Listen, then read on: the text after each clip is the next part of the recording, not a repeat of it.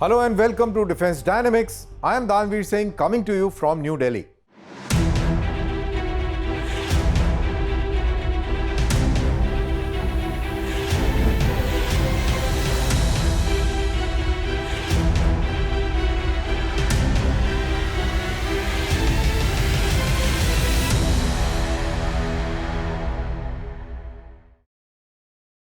This week, we examine 4 developments that together reveal the direction of India's military transformation.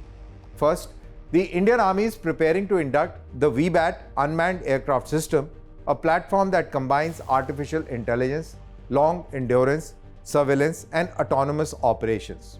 It's a glimpse into the future battlefield where information may prove as decisive as the firepower itself.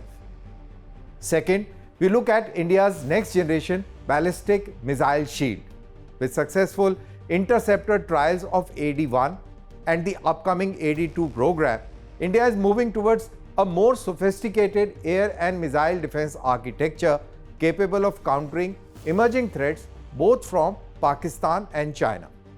Third, we analyze the mysterious midnight launch of an Agni missile test that has attracted attention from Islamabad to Beijing.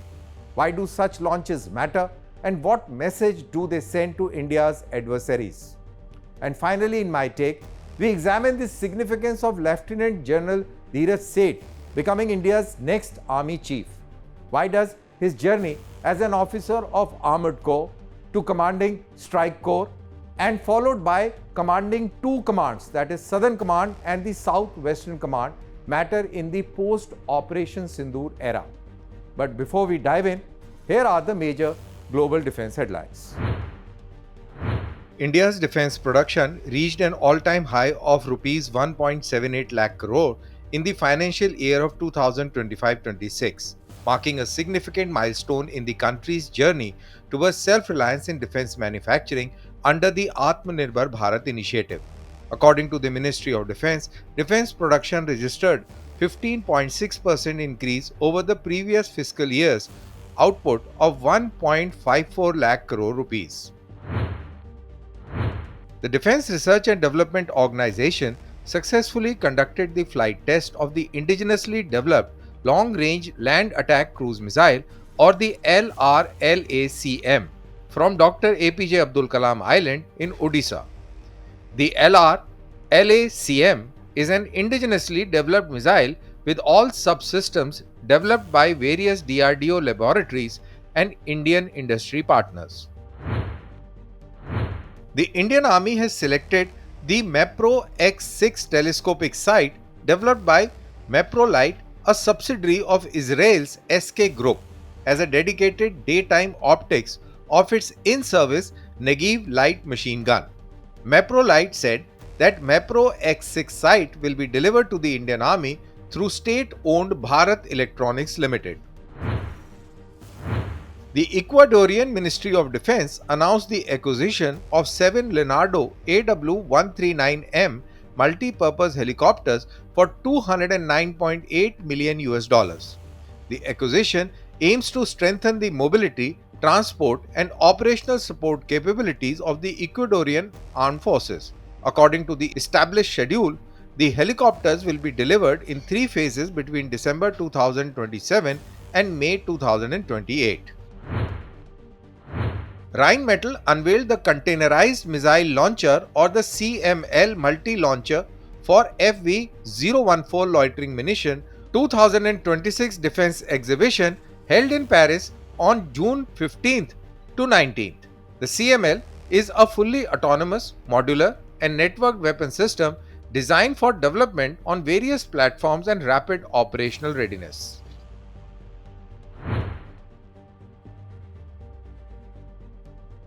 The Indian Army is set to receive one of the world's most advanced tactical unmanned aircraft systems. Through a strategic partnership between JSW Defense and Shield AI of the United States, the VBAT drone will soon be manufactured in India, bringing cutting-edge ISR capabilities and advanced autonomy to the battlefield. But what exactly is VBAT? And why are militaries around the world showing so much of interest in this?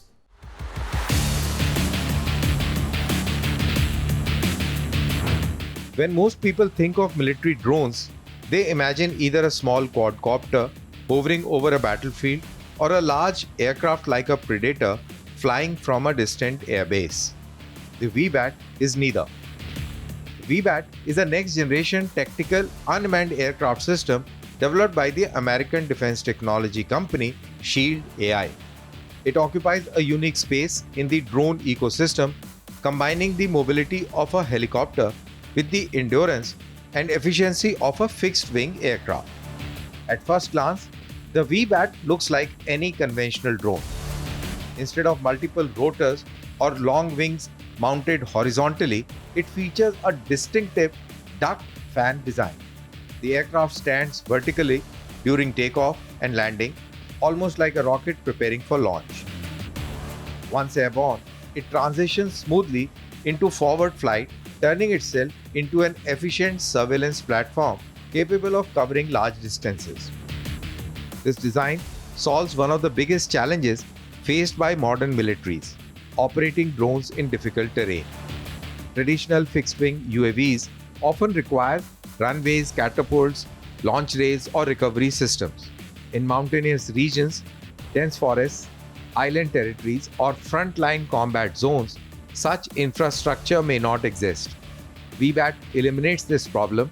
It can launch and recover from a small patch of open ground, a rooftop, a forest clearing, a mountain outpost, or even the deck of a naval vessel. For a country like India, with operational environments ranging from the Himalayas to the deserts of Rajasthan and the islands of the Indian Ocean, this flexibility is particularly valuable. But VBAT is much more than a flying platform. Its primary role is intelligence, surveillance, and reconnaissance, commonly known as ISR. Equipped with advanced electro-optical and infrared sensors, the aircraft can detect, track, and monitor targets both during day and night operations. It can provide commanders with real-time battlefield awareness, helping them understand what is happening beyond the next ridge, across the border, or deep inside hostile territory. The drone is designed to remain airborne for extended periods, allowing military units to maintain continuous surveillance over an area of interest. Instead of relying on occasional snapshots of the battlefield, commanders can build a persistent intelligence picture and track changes as they occur. In many ways, VBAT represents a new generation of tactical military aviation. It is not simply a drone carrying a camera, it is a deployable intelligence system designed to provide battlefield awareness wherever troops operate, regardless of terrain, infrastructure, or weather conditions. And that is precisely why India is interested in bringing this platform into service and eventually manufacturing it domestically through the JSW Defense and Shield AI partnership. The most tactical drones force commanders into a trade-off. Quadcopter can take off vertically but have limited endurance and range. Fixed-wing drones can stay airborne longer but require launch equipment and dedicated recovery zones. VBAT bridges that gap. VBAT is powered by Shield AI's HighwayMind software, enabling it to operate even in GPS-denied and communications-degraded environments. In future battlefields, where adversaries aggressively jam satellites and radio links, this ability could prove decisive. Another major advantage is logistics. The drone's compact footprint means soldiers can deploy it from remote forward locations without large support infrastructure. That makes it particularly suitable for high-altitude regions, deserts, island territories, and rapidly moving formations. For the Indian Army, VBAT is likely to become a battlefield reconnaissance asset sitting between small quadcopters and large strategic UAVs. Along the line of actual control with China, VBAT could provide persistent surveillance over valleys, ridgelines, and troop movement corridors without requiring prepared launch sites. Along the line of control, it could monitor infiltration routes, terrorist launch pads, and artillery activity in difficult terrain. In desert sectors, it can support mechanized formations by scouting ahead of advancing armor and provide real-time intelligence to commanders. Its ability to launch from confined areas also make it useful for special forces, forward observation posts, and mobile artillery units. Perhaps most importantly, the Indian Army's acquisition includes access to Shield AI's autonomy software, indicating that India is not just buying a drone but also gaining exposure to the next generation AI-enabled battlefield systems. The VBAT is not designed for the airfields. It is designed for the front line where intelligence is scarce, terrain is unforgiving, and every minute of situational awareness can make the difference between success and failure.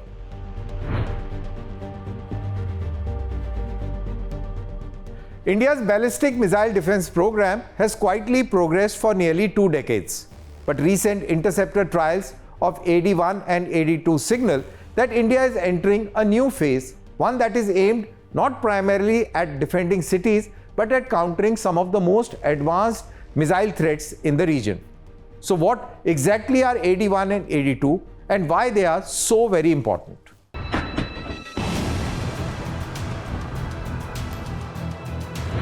Every modern military faces a simple but terrifying reality. A ballistic missile can travel hundreds or even thousands of kilometers, reach speeds several times faster than sound, and deliver conventional or nuclear warheads within minutes. The challenge is not launching missiles, the challenge is stopping them. That is where ballistic missile defense or BMD comes in. The concept is straightforward in theory but extraordinarily difficult in practice. A hostile missile is detected by long-range radars. Computers calculate its trajectory. An interceptor missile is launched. The interceptor then collides with the incoming missile at extremely high speeds, destroying it before it reaches its target. In military terms, this is often described as hitting a bullet with another bullet. India's original BMD architecture was designed around 2 layers. The first layer would engage incoming missiles outside the atmosphere. Second layer would engage any surviving missiles within the atmosphere. AD-1 and AD-2 represent the next generation of this shield. AD-1 is designed to intercept medium-range ballistic missiles, air-breathing threats, and maneuvering targets. AD-2 is being developed as a much more capable interceptor intended to engage long-range ballistic missiles traveling at far higher velocities. Together, they are expected to form the backbone of India's future extended range missile defense network. For decades, India has relied primarily on deterrence, the threat of retaliation to prevent missile attacks. But the strategic environment around India is changing rapidly. The need for a missile shield is no longer theoretical. India is the only major power facing 2 nuclear-armed adversaries simultaneously.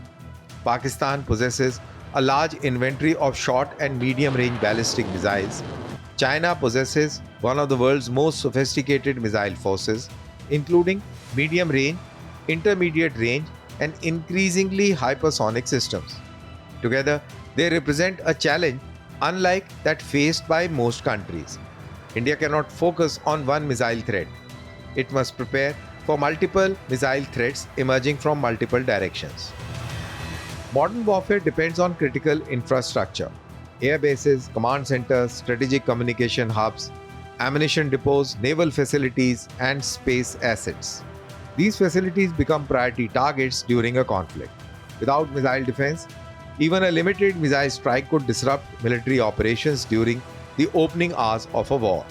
AD-1 and AD-2 are designed to protect those critical nodes and ensure military operations continue despite missile attacks.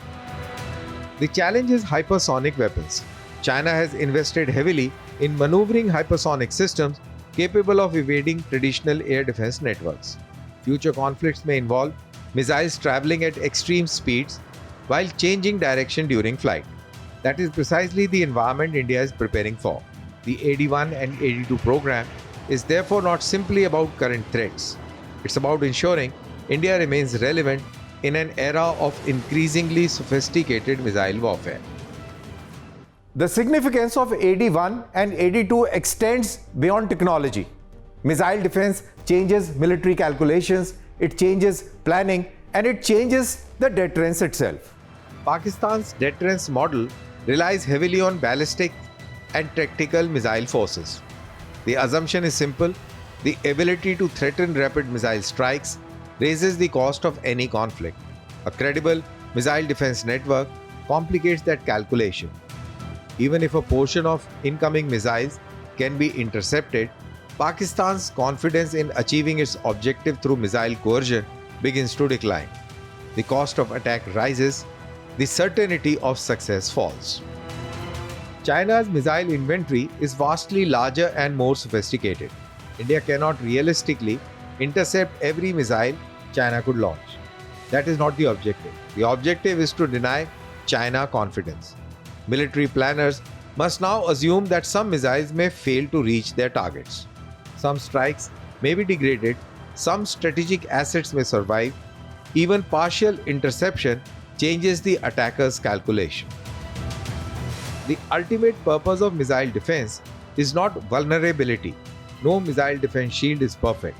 Its purpose is survivability. If critical command centers, air bases, strategic forces, and communication networks survive an initial attack, India retains the ability to respond. That strengthens deterrence, and deterrence remains the foundation of strategic stability. In a sense, AD-1 and AD-2 are not designed to win wars. They are designed to ensure that no adversary believes it can win quickly through missile strikes alone. While the missiles change warfare, missile defense changes deterrence. The real value of missile defense is not stopping every missile. It is convincing the adversary that missile attacks may no longer guarantee success. A missile shield is not built for peace, it is built for first minutes of war.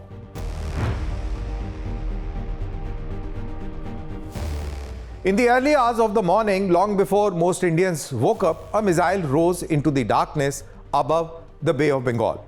There was no major announcement, no elaborate press briefing, just a brief confirmation that India had successfully carried out a test of its Agni series ballistic missile. Yet within hours, defense analysts from Islamabad to Beijing were trying to decipher what exactly India had demonstrated. Why did this launch attract so much of attention? And what message was India sending across?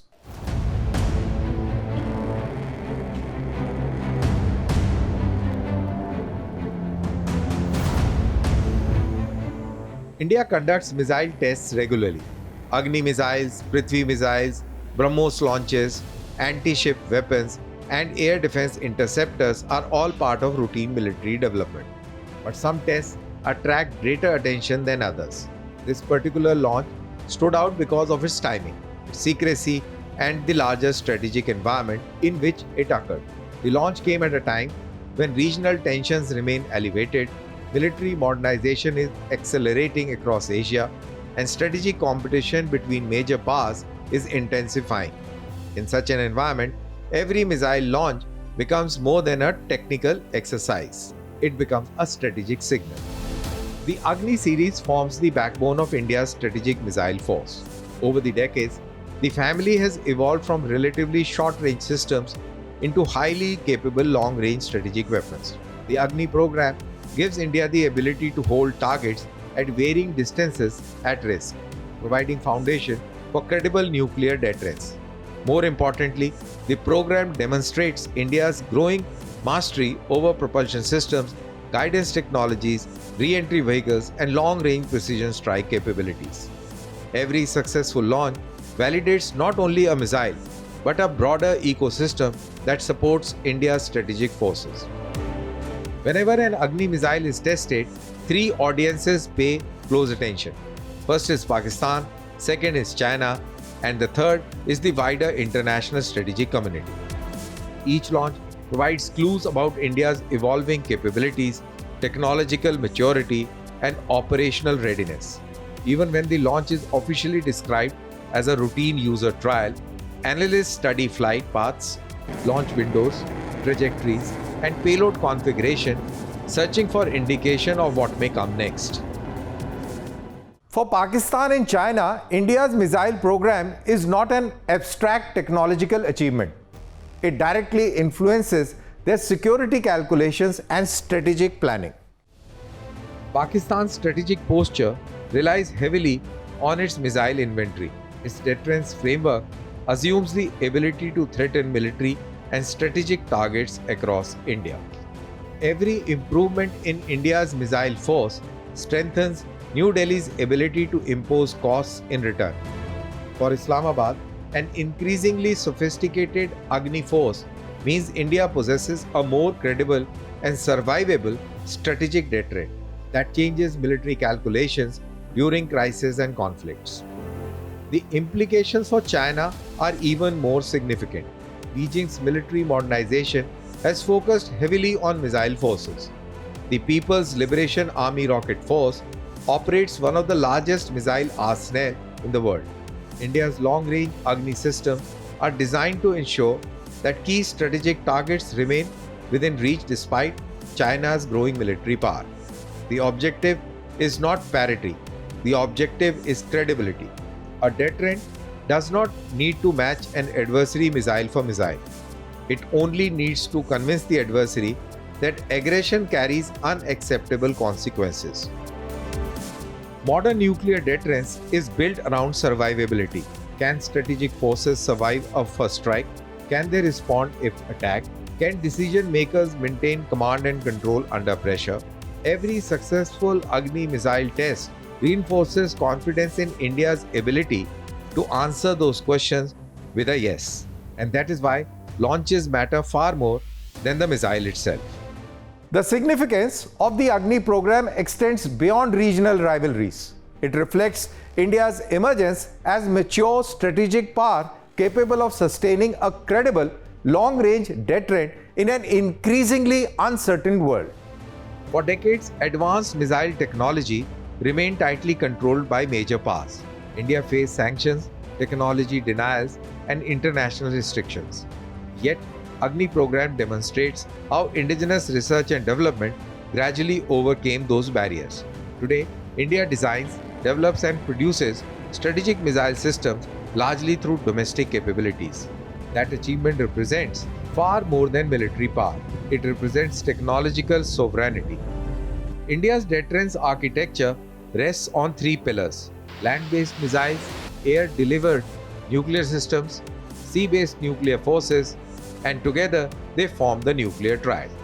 The Agni family serves as the land-based pillar for this structure. As ranges increase, accuracy improves, the survivability grows, the credibility of the entire deterrence framework becomes stronger. The most important aspect of the midnight launch may not be what was revealed. It may be what remained undisclosed. Strategic deterrence often relies on uncertainty. Adversaries must constantly wonder how many missiles exist, how quickly can they be deployed, how survivable are they, what new technologies are being integrated. That uncertainty itself becomes a strategic advantage. And that is why a missile rising silently into the night can send shockwaves far beyond the launch site. Missiles are not merely weapons, they are the messages written across the sky. The strongest deterrent is not the missile that you launch. It is the missile your adversary knows will survive. The true power of strategic weapon lies not in their use, but in the certainty they create, and that uncertainty they impose on others.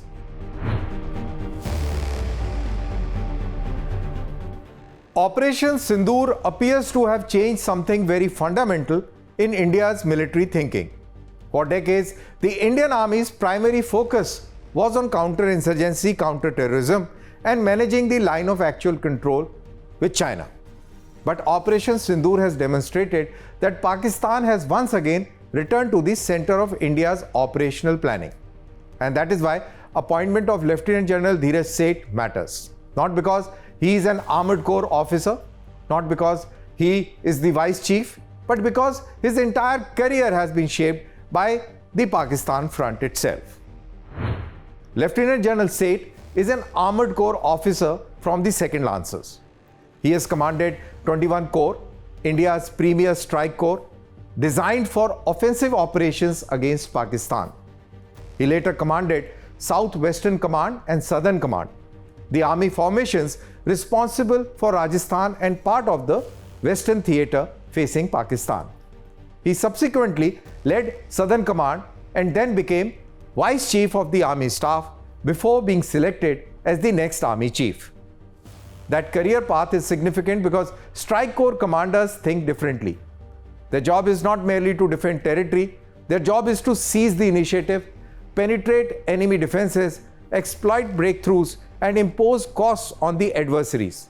In many ways, Operation Sindoor has reflected exactly that mindset. India did not wait to absorb pressure, India imposed pressure. India dictated escalation. India shaped the battle shape. And it requires commanders who understand offensive maneuvers. The second reason Lieutenant General Seth's appointment matters is the geography. Southwestern Command is arguably the most important Pakistan-focused command in the Indian Army.